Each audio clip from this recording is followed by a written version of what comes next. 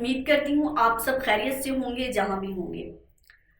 آج اس موضوع پر بات کرنے جا رہے ہوں بڑا ایک دل خراش واقعہ ہے، اور وہ ہر نوجوان نسل کی کہانی ہے جو میں آج بیان کرنے جا رہی ہوں۔ کہا جاتا ہے کہ کسی بھی قوم کی ترقی میں تعلیم جو ہے اہم کردار ادا کرتی ہے، اور پھر یہ بھی کہا جاتا ہے جس قوم کی آبادی میں 50% سے زیادہ نوجوان نسل ہو اس کو تو ترقی کرنے سے کوئی روک ہی نہیں سکتا۔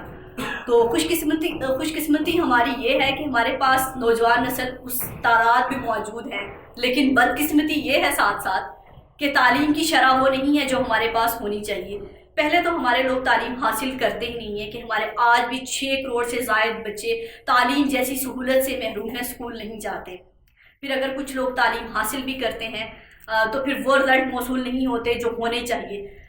تعلیم تو ہمیں ہمت دیتی ہے، شعور دیتی ہے، آگے بڑھنے کی جستجو دیتی ہے، لیکن ہماری تعلیم ہمیں کیا دے رہی ہے یہ ہمارے لیے سوالیہ نشان ہے۔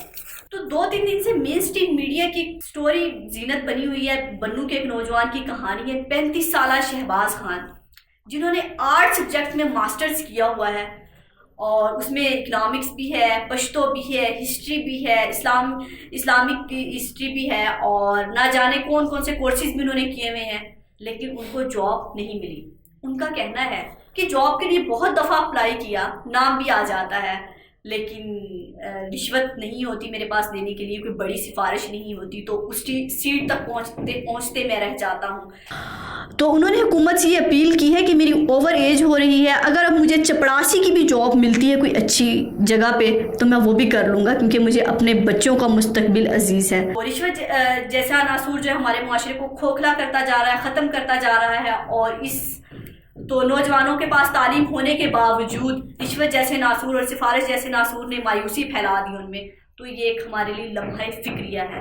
تو یہ ایک نوجوان بنو کے نوجوان کی کہانی نہیں، یہ پاکستان کے ہر نوجوان کی کہانی ہے جو تعلیم حاصل کر لیتا ہے بڑی مشکل سے، بڑی تگ و دود سے۔ ماں باپ اتنی قربانیاں دیتے ہیں، فیسز دینے کے لیے پیسے نہیں ہوتے، پتہ نہیں کہاں سے وہ پاپڑ بیلتے ہیں اور اپنے بچے کو تعلیم حاصل کراتے ہیں، لیکن جب تعلیم حاصل کرتے ہیں تو ماں باپ کی امید ہوتی ہے کہ ہمارا بچہ ہے جو یا بچی ہے پڑھ گئی ہے اور اب ہمارے جو سکھ کے دن شروع ہو گئے ہیں، لیکن ایسا نہیں ہوتا کیونکہ ان کو جاب ہی نہیں ملتی۔ تو اب ہم کیا کہیں، ہمارے تعلیمی نظام کا قصور ہے یا ہمارے بیچارے پیرنٹس کا قصور ہے جنہوں نے ہمیں تعلیم دلا دیا، یا پھر حکومت کا قصور ہے؟ تو میرا خیال سے ہم تینوں کا کہیں نہ کہیں قصور ہے۔ والدین کا قصور یہ ہے، تعلیم وہ بیچارے دلاتے ہیں بڑی محنت سے، جستجو سے، لیکن بچپن سے نا ہمارے ذہن میں ایک ڈال دیا جاتا ہے کہ ہمارا بچہ بڑا ہو کے ڈاکٹر بنے گا، انجینئر بنے گا، یا آرمی کو بھی بڑا آفیسر بنے گا۔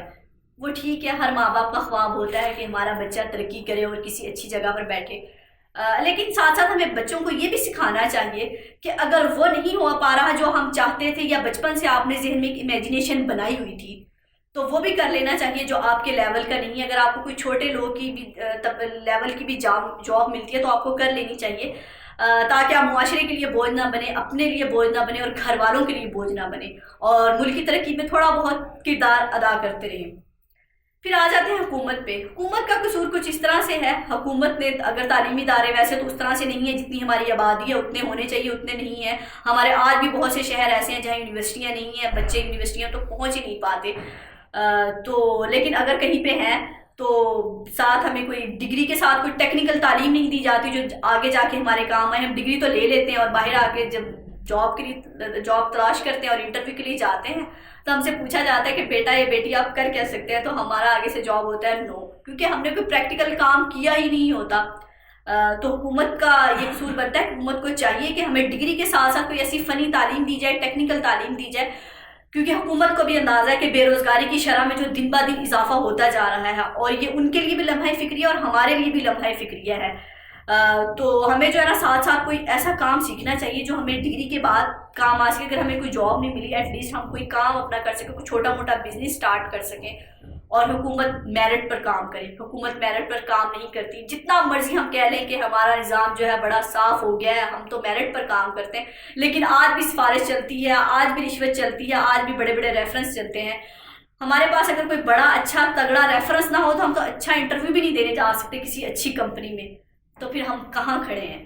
تو یہ سوال ہے حکومت کے لیے بھی، ہمارے تعلیمی اداروں کے لیے بھی، کہ ہم نے تعلیم ہمیں کیا دے رہی ہے۔ تو تعلیم پھر جو حالات ہے پھر میرا خیال سے نوجوان نسل تعلیم حاصل کرنا ہی چھوڑ دے گی. جو کچھ 10% یا 20% لوگ تعلیم حاصل کر رہے ہیں کیونکہ پی ایچ ڈی بھی اس میں بے روزگار ہیں, فل بھی بے روزگار ہیں, تو پھر ہم کیا کریں گے؟ کیونکہ یہ جو ایک بنو والے نوجوان کی کہانی ہے, صرف بنو کے نوجوان کی کہانی نہیں, یہ پاکستان کے ہر نوجوان کی کہانی اور ہر گھر کی کہانی ہے اور ہر ماں باپ کی کہانی ہے. ہر والدین یہ کہتے ہیں کہ اپنے بچوں پر پیسہ اس لیے لگایا تھا کہ کل کو پڑھے گا کمائے گا, لیکن وہ ایسا نہیں ہوگا, پڑھے گا پڑھنے کا اکثر وہ والی کہانی نہیں رہی اب.